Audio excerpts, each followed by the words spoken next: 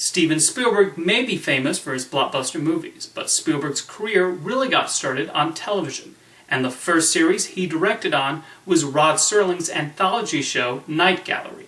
Several years later, Spielberg decided to use his newfound success to create his own anthology series titled Amazing Stories. Having recently directed Raiders of the Lost Ark and E.T. the Extraterrestrial, NBC was very eager to have a Spielberg-backed show on their network, and immediately committed to 2 seasons consisting of 45 episodes. Spielberg came up with the stories for most of the episodes, and hired an impressive roster of directors and writers. I recently gave the first season a look, and found it to be an interesting mix of storylines and genres. The episodes tend to have an element of fantasy in them, as they feature fantastical events. Some opt for drama, while other episodes are mostly comedic. In the main attraction, a popular teenager finds himself magnetized, which seems like a silly concept, and they do play up the goofiness of it, but it's an entertaining episode. Interesting enough, the script was co-written by Brad Bird, who even shows up in the episode as a scientist. There's another equally goofy comic episode called Hell to Pay, in which a lawyer finds out a toupee is possessing bald men and making them murder lawyers. It's as ridiculous as it sounds, but Irving Kershner somehow makes it work. There's also a humorous episode in which an actor playing a mummy in a movie rushes off to see his pregnant wife in the hospital, except he forgets to get out of his costume and makeup. Regarding more serious episodes, the most notable one is The Mission.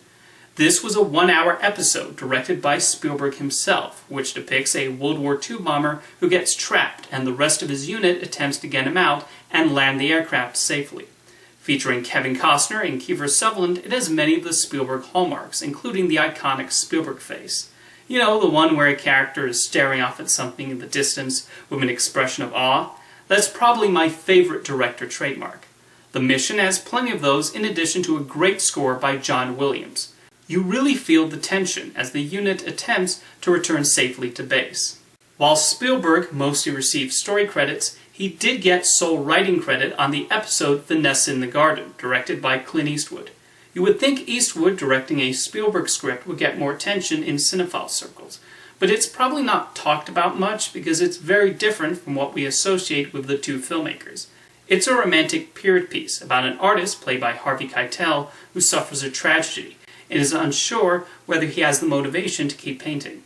Eastwood directs the episode in a delicate manner, and it takes some curious turns.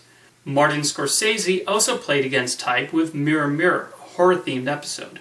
Sam Waterston plays a Stephen King-esque writer who finds himself pursued by a phantom who only shows up in mirrors, portrayed, curiously enough, by an unrecognizable Tim Robbins. There's an unsettling element to the story as we see the psychological effect this has on him. John Lithgow won an Emmy Award for his performance in the episode The Doll. Lithgow does indeed do great work as we see the curious relationship he forms with a porcelain doll. Watching it, I expected the story to go in a certain direction, but was instead thrown for a loop. Another episode that stood out to me is Alamo Job, in which a young soldier fighting in the Battle of the Alamo finds himself in modern-day Texas. There are the usual fish-out-of-water jokes common in time travel stories like this, but there's a poignant element too, as we see his insistence on completing the mission given to him. Meanwhile, No Day at the Beach depicts another young soldier, this one in World War II, who tries to prove himself to the rest of his unit. Filmed in black and white, director Linda Linka Glatter really captured the look and feel of a 1940s war movie. There are also episodes where I cannot help but wonder if they might have inspired a few future movies.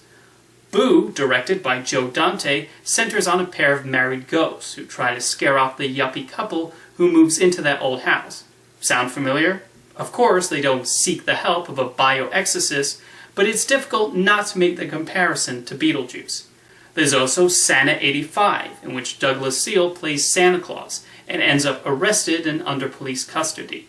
Seal would portray Santa again in Ernest Saves Christmas, and the same thing would happen there. I wonder if he felt any déjà vu while filming that movie. Not every episode worked for me, though. One for the Road depicts a bar owner and the people who hang out there trying to murder a poor drunkard. Based on an infamous murder that occurred in New York in 1933, I thought this episode got rather repetitive as we see them try one method after another to do the man in. I also did not think it was all that funny. At least, I think it was trying to be funny. The tone was a little confusing. Grandpa's Ghost was another one that did not do it for me. It felt like a long build-up towards the final twist, and the twist was not anything all that special anyway. I should probably mention the title sequence, which was quite impressive for its time. It used then state-of-the-art computer-generated effects, accompanied by a fantastic theme by John Williams. Whenever I started watching a new episode, I never skipped the intro, as it does the job of getting the viewer excited for what story they're about to see. Despite the pedigree involved in Amazing Stories, the show did not score the ratings NBC had hoped for, and had they not already committed to a second season, they probably would have cancelled the show after season 1. The show has not exactly stayed in the public consciousness, with the most remembered episode being Family Dog. This was the show's only animated episode, and was directed by Brad Bird.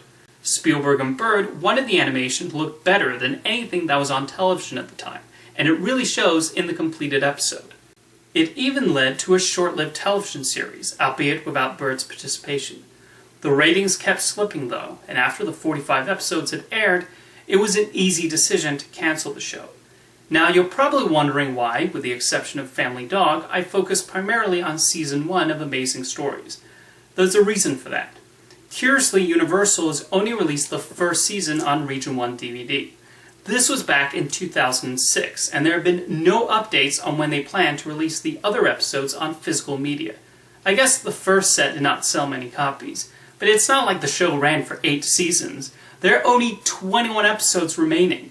It should not be that hard for Universal to issue a set. I'll even take a manufactured on-demand DVD.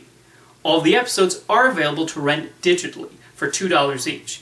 However, it actually cost me less to buy this DVD than it would have to rent these 24 episodes individually.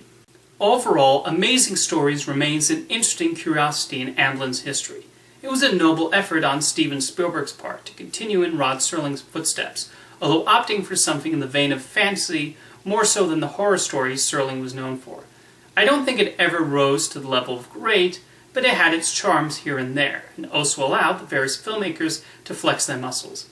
If I had to pick a favorite episode from this first season, I would have to go with Mirror Mirror. However, like any anthology, every viewer will have their own preferences. See you next time.